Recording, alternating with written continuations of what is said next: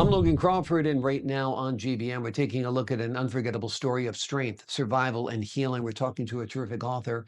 Her name is Kaitlyn Daly, and the name of her book is In the Blink of an Eye, a story of resilience and survival. It is a raw and inspiring look at life after trauma. After surviving a near fatal car crash, Daly turns personal pain into a powerful guide for others navigating recovery and reclaiming hope. We're delighted to have this very talented author join us here today. We thank the team at Atticus Publishing for helping us put her on TV today. And we ask viewers like you to support authors like her by subscribing to our channel and by purchasing her amazing book. The links are below this interview. Kaitlyn, thank you so much for joining me here today. Thank you for having me. It's my pleasure. Let's turn the clock back 2019. You're driving and the unthinkable happens. Tell the folks at home what happened. So my accounts from the day of, thankfully, have no memory of the accident. I just know my routine of what I would do at the time. So based off the timeline, I would have a gym class for an hour before coming home, getting ready for work, and taking my daughter to school. She was in her senior year of high school. I did not show up from the gym to pick her up, to which she going to my parents' house. So from what happened was on the way home, I was on the street that I lived on. I was probably about a half a mile from my house, where I was apparently hit driver's side at 70 plus miles an hour by four teenagers from one county south of me in Florida, that were actively running from the police because they had done a slew of felonies that night. They then hit me, which sent my car spinning and pinned me against another car that was just in their driveway. And they then fled on foot and armed carjacked another woman a couple of blocks away that was just trying to go to work before fleeing back to the Broward County in Florida, where they were apprehended.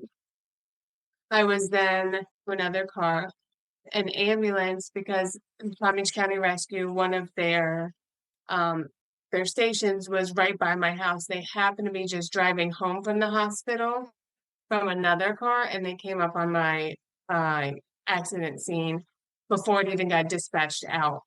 It then took them 30 plus minutes to cut me out of the car. They then put a breathing tube to breathe for me, and they helicoptered me to my trauma facility in Florida. At that point, no one knew. So my daughter then got a ride from her friend, because it was before she was driving, to wake up my father. I'm sorry. To wake up my father to say my mom never came home from the gym. In her head, I think she was protecting herself. She thought that I just went to work and forgot her, which never happened. My dad then said, well, let's drive the route home that your mom would drive, because my daughter knew where my gym was. So they then drove up on the accident scene. Thank goodness I was already helicoptered to Delray Medical Hospital. So then my dad had to go home and wake up my mom, tell her we had to go to the hospital. But it was probably an hour after they had gotten to the scene of the hospital, but they got to the hospital, I was already in my first surgery. So they didn't see me for hours for that first day, because I was in and out of surgeries and or procedures. I was then, the first 24 hours, I had 3 different surgeries. 2 were for internal bleeding, and 1 was to fix my broken left leg so I could walk again. I had enough blood transfusions to probably cover your whole blood volume 3 times over.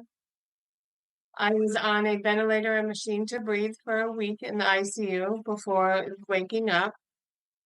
So I had a total of 5 surgeries total.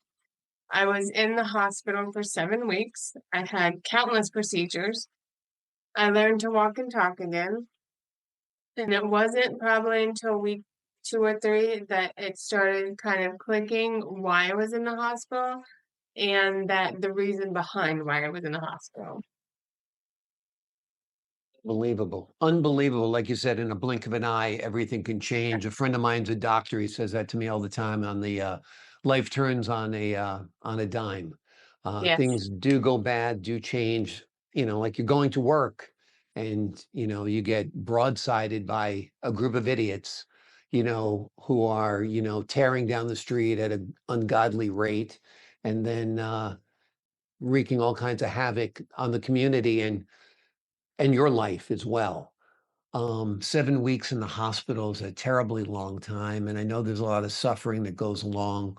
What was what was life like after the hospital? Because it doesn't end there if you spent 7 weeks and had multiple surgeries. It does not end there. So I got discharged on Halloween of 2019, and I still had physical and occupational therapy come to my house and help me. And then in the facility that I was at was great, but when you're discharged home, you kind of like just find your own way. You're kind of just Mm. home, and what do I do next? So I was able, thankfully, to go back to work, but I had to kind of channel everything and find everything myself, whether it was support groups or what the next complication was going to be, because there's no template for it. Everybody's journey is different. I found the Trauma Survivor Network, which this was now at the height of COVID because it was 2020. So a lot of things were shut down. So the Trauma Survivor Network started doing Zoom meetings because they couldn't have meetings in person, which was a great thing because then you could just tell your story. And I obviously, when you tell your story to somebody that hasn't been through it, you get what I call the pity stare because it's a story, it's a grand story. When you're in these groups that people have been through it, they just kind of they understand. They just either have been through it or hey, this helped me when I went through this, or this could happen because this happened to me. Kind of like a little guide of, or hey, what did you do when this happened to you? So that's what kind of coined me to want to write the book. I am not a person to be in the spotlight. It is not my thing. But if I could help someone else, because in the beginning my doctors could tell me what they think would happen just based off past experiences, but no one really knew because they hadn't been through it. So that was the one thing when I was recovering in the beginning. If I had somebody to talk to just to kind of like, nope, yep, that happened to me, or nope, that didn't happen, maybe you should, just as a reach out. What are some of the steps to getting through this, to getting over the anger that this happened to you, um, to dealing with a changed life now, things that you took for granted, you can no longer take for granted. And like we said before, it all changes, like that. And it Yeah. just seems so unfair. So what are the steps to healing? Emotionally, And, I know the steps to physical healing are one thing, but emotionally is another, right? and it's and you go back and forth. Well, at least I go back and forth. It took me a long time to realize that I have limitations. Mhm. I can still do a lot of the things. Like I was still able to run a half marathon after, but then I gave up running because it just caused too much pain on my joints and I have metal in my leg. So I just had to realize I have limitations, but not to stop myself short just because I have limitations. I don't hide behind them, but just know that you can't do everything that you did before. But it opens up doors like I never hiked before. Well, I lived in Florida, you really don't hike, but never hiked before. Now that I can't run, it's just something I do. I'll hike, so I can still do stuff. I just have to do it a little different than I did before. I convinced myself for a long time I didn't have PTSD.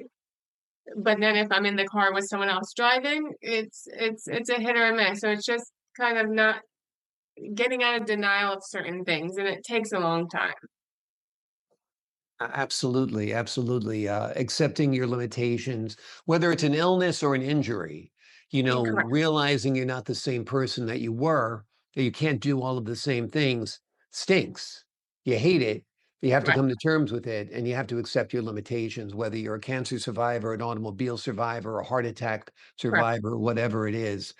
Also traumatic was this event for your father and your daughter. I mean, to come Yeah. upon your daughter's car or your mother's car smashed beyond recognition and police and finding out what happened and what kind of impact, talk about PTSD, what kind of impact on them and your mother too. Right, of course. They are fantastic. My whole family is fantastic. And my daughter, it's always just been me and her and then my family. So it was a great deal with it. Senior year was supposed to be the best time of high school, and she had to deal with me almost dying, and then COVID pandemic hit. Once I was back to being at work in February of the next year, pandemic hit. So her graduation, she didn't get to walk like it was on TV, like all the other graduations. She still graduated, but it was quite a long struggle. Like, and this is me just assuming, I think it was harder for her because once I could walk and talk again, people were still on eggshells for a while. Like my mom babied me for a while and she would get no, my daughter would get annoyed. And I'm like, you have to understand, I'm her baby. And that kind of changed her perspective of being like, oh, and a lot of the people with the biggest thing, like people think of disabilities, you think of something you can see, someone in a wheelchair or someone in crutches, and that's how I was in the beginning. But now you look at me and it looks like I have nothing wrong with me, but because of my head injury, I have a lot of complications from the head injury. So looking at me, I look fine, but there's a lot of issues that I have with blood pressure going low or dizziness or something like that that people can't see. So they just look at me and they're like, oh, you're fine. So you'll get that a lot where you have disabilities or limitations, but so you get kind of tired of explaining them to people, even though they don't understand it's not their fault. You're constantly trying to tell people and explain things to them. Exactly. There's certain, I say about people who can't see, people can't see that you can't see. And because of that, they're sometimes unforgiving of it. Right. And that's just one of many different disabilities or different abilities that people have. Some people don't see well and they look completely normal. And Right. that might be Right. why they're not walking right or their balance isn't right or whatever. So there's a lot that they don't see. Like you said, the crutches and the wheelchairs are obvious, but there's disabilities that you can't see, and people, as we know, are heartless often. A lot of people with wonderful, great hearts, Of and course. other Yes, people you're right. who are not so nice. You moved from Florida to California. Was that to get away from the area to like put this behind you, or is it just related to career and incidental?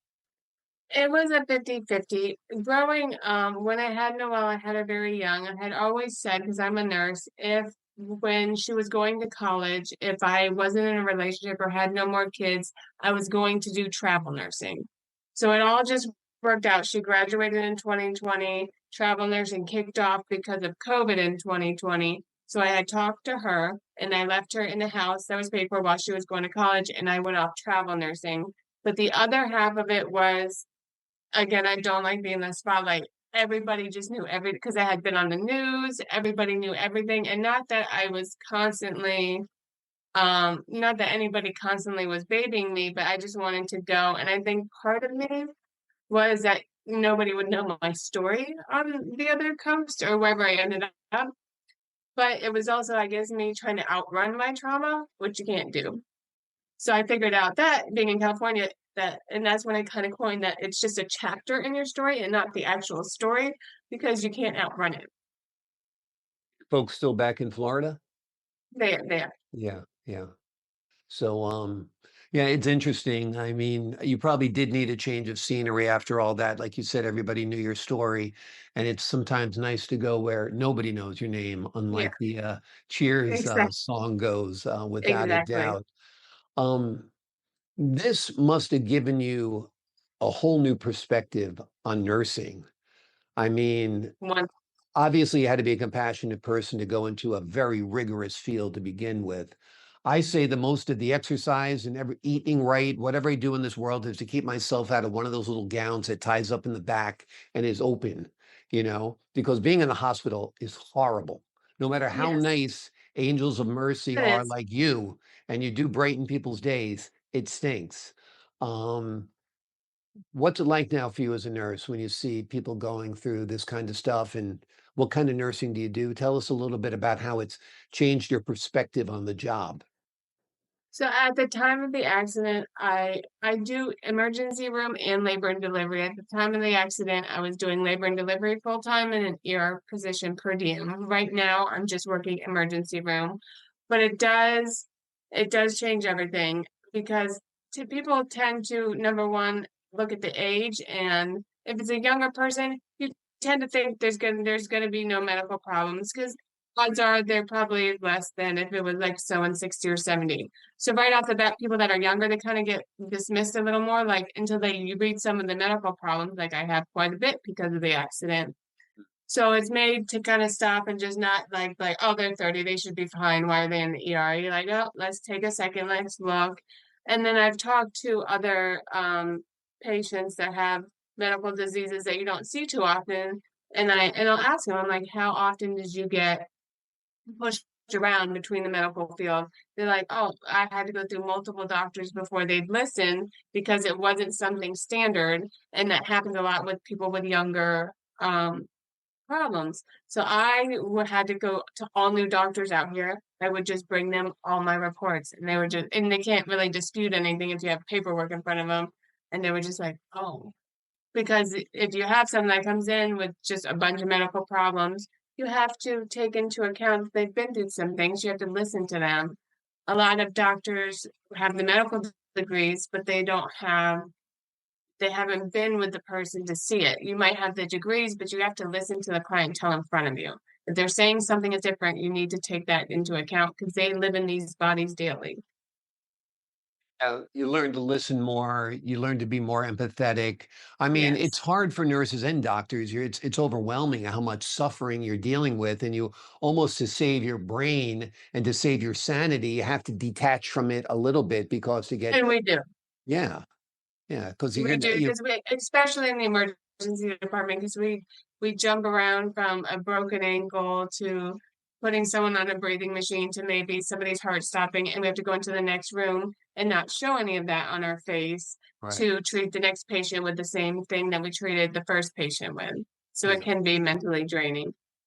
yeah, absolutely, absolutely. And like I said, I cannot believe that you guys do what you do every day, day in and day out, whether you're a doctor or a nurse, because there's so much more at stake with what you do than with what somebody like I do. You know what I mean? Nothing, nobody dies here, thank God. So, when you guys are working, I really think it's such a noble profession. We talked about the idiots that hit you before. And, every other bad word I could think of, I would throw at them, but I won't right now.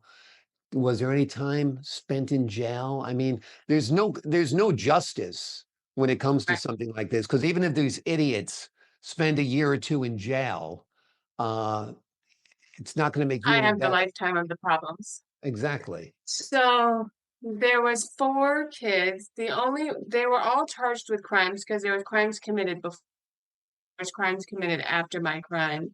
My crime was the only one with injuries. So the only one charged with my crime was the driver of the vehicle at the time. Being that they left on foot from the vehicle, they had to do DNA samples to find out which kid was driving the car to train them or to charge them.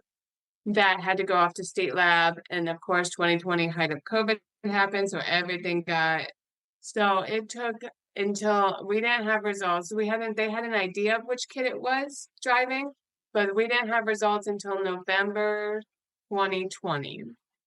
That the kid that they thought it was the one driving, and then they can charge him.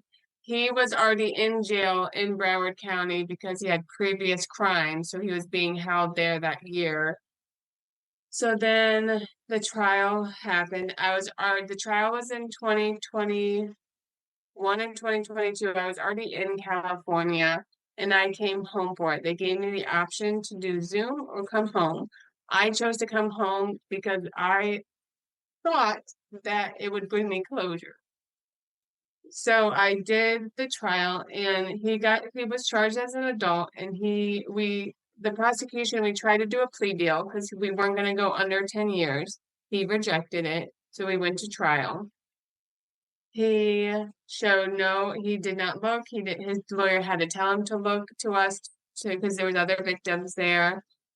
The judge only gave him 6 years. So he got out this year in March, and I hope he turns his life around and he does better, but I don't know that that will happen. But I do. I still have quite a bit of anger because he's out. I have a lifetime of issues with the brain injury and still do not wish him any harm. But I hope he does change. But it's not fair. And that's the hardest part about forgiving or trying to figure out how to forgive because it's not fair. It's not fair. There is no justice. As a news reporter, I have sat in on countless trials of animals who have done horrible things intentionally, unintentionally to people, whatever it is. And the sentence they're given never fits the crime. And these people wind up creating more chaos because that's how they live their lives. I mean, he was a criminal beforehand. He's a criminal now, and we pray that he's not. You know, you've got a good, forgiving heart. I know you don't want to harbor that anger and hatred in your heart, but chances are he could wind up hurting somebody else. Right. And that's what's the tragedy of it all. And the injustice of the justice system is that, these people are arrested, do a minimal amount of time, and then are cut loose. And it's a tragedy. Let me talk to you about your daughter. How is she doing? Because like I said, this is not just a your thing, it's an us thing. It's your whole family. Yeah. She was doing good. She graduated high school and she had a little bit of meltdowns throughout when I expected her to because her senior year was messed up because of me almost dying, COVID happening. So I feel like she did get gypped out of her senior year, like most kids do. But she's doing good. She's in veterinary tech school and she works at a vet tech's office. She's all about the animals. That's her thing. Reptiles, exotic animals. She's doing very well. She's very close with my parents. She's right down the street from them. And she's just living life in her 20s now. She's figuring out the adult life. Yeah. Yeah, adulting's not that much fun. Tell her to stay in her That 20s as long as she can. she's figuring out it's not fun at all. Exactly, exactly. I'm still in my 20s. I never left, mentally anyway. Mentally anyway.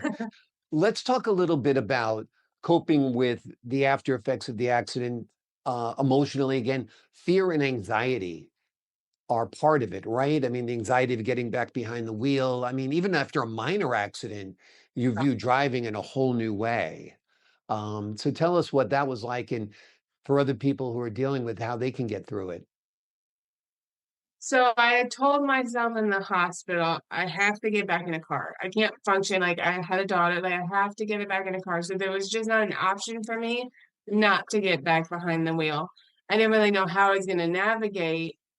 But once I got behind the wheel, if I found out, well, now I figured it out, that if I'm driving, it's not so much, even because I would have to go by my crash site all the time because it was right down the street I lived on.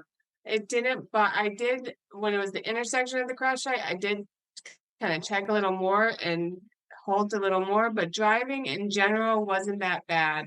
I didn't figure out until I got on the West Coast because I drove across country by myself and I was fine. When someone else is driving and I'm not in control of the vehicle, I am more stressed. There's different variations, like I can keep quiet and we can not know, but then there are sometimes I'm like, no, I just can't. And it's not that the person is a bad driver, it's just more that I'm not in control and it's putting more trust in other people that I'm working on and I'm trying not to, but it is a difficult task. Yeah, yeah. It is scary. And like you said, it is all of driving's a trust thing, that the people don't cross over that double yellow line or whatever the case may Right. be, that four teenagers are packed in a car or driving on a residential street at 70 miles an hour, whatever it is, it's tough. And once you've been through something, you do take extra precautions and you're rightfully scared. I mean, who wouldn't be after what you've been through? What was it like writing this book? I mean, in some ways, it must have been hard because you had to relive it. In other ways, it put purpose behind your pain by helping others who have gone through trauma. So tell us what that journey was like.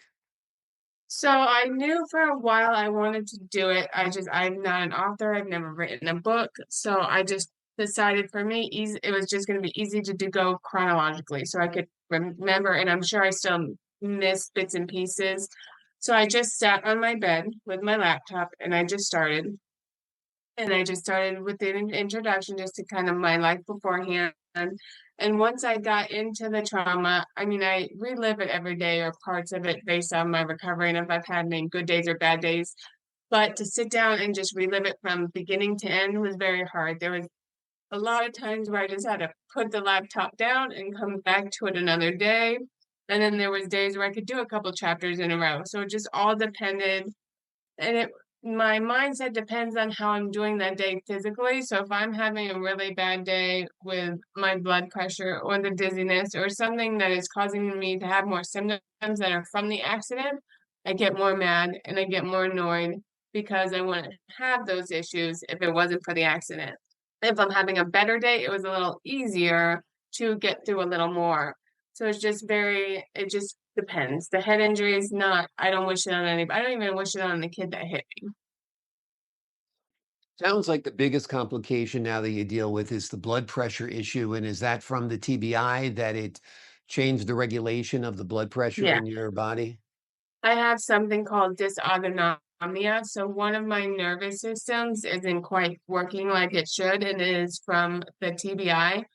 And that causes my symptoms. It causes me dizziness, balance issues, but it causes low blood pressure, which causes a whole nother symptoms with that. So I've been put on 2 medications this year for that. And after being put on the second medication, I have a lot more good days than bad days. So it's come along a long way, but I just again, I have to do things differently. I can't just go out on a 7 mile walk without getting things prepared, whether it be medication or water. I have to sit or I have to do things a lot different. And you got a plan, just in Yeah. case, Yeah, yeah, Everything's planned. Yep. yeah, yeah. Amazing, amazing. But I'm glad the new drug therapies are helping. So that's promising, right? Yes, me too. I am glad too. Yeah. I have a And lot of good doctors, and I'm close to Stanford, which is good because they have a lot of specialists. And one of the specialist clinics they have is an autonomic specialist. So I have a regular neurologist because I have seizures from the head injury, and then I have an autonomic neurologist which specializes in the dysautonomia, and he's the one that manages that medication. So I'm fortunate to be around a large facility that has a lot of specialists. exactly, exactly. I mean, huge teaching facilities like Stanford are wonderful because they have subspecialties that Yeah, other people don't have, other hospitals don't even dream of, because right. most hospitals don't see a case like yours. Maybe a neurologist might never see a case like yours in his whole career or her whole career. Right. But That's the problem with a lot of TBI in general. A lot of places don't have doctors that specialize in traumatic brain injuries or deal with. So a lot of people that have them, they have to, and it's a lot of out of pocket money. The insurance doesn't cover a lot of the treatment for it, or it's reimbursed it, and you hope to get treatment. So I've had 2 6-week courses of TBI treatments with hyperbaric chambers and just different motors that I had to pay out of pocket, and some of it was reimbursed, but a lot of people aren't fortunate enough to have that access. exactly, exactly. So you're smart to live in an area where there's a major teaching hospital. If anybody out there is seriously ill with anything, I recommend foregoing your community hospital and going to the best university hospital you can possibly find, without a doubt. The name of the book we've been talking about today is In the Blink of an Eye, a story of resilience and survival. It is a heartfelt and empowering testament to the human spirit. It's about much more than a horrible car wreck. It's about prevailing and persevering. Kaitlyn, thank you so much for joining me here today. Thank you for having me.